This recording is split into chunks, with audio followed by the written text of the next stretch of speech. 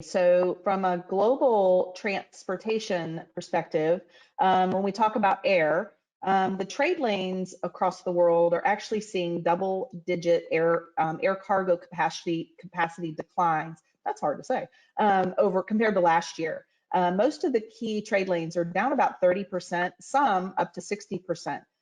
We see the total transatlantic capacity is down by more than 50%, mainly due to the severe decline in passenger flights right now.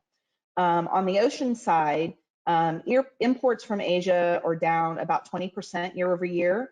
That decline is driven partly by shipments from China. We obviously know what's going on there. And there's some pressure that has also been due to the US-China trade wars. We've canceled more than 200 sailings for April and May. So it's quite interesting there. China ports have resumed pretty much up to normal operations. However, there are some significant bottlenecks at the US container handling stations, and that's of course due to the shutdown here in the US.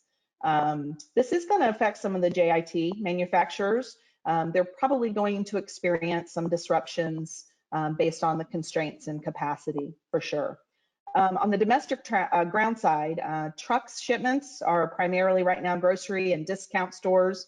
Their volumes are up 50% over the same time last year.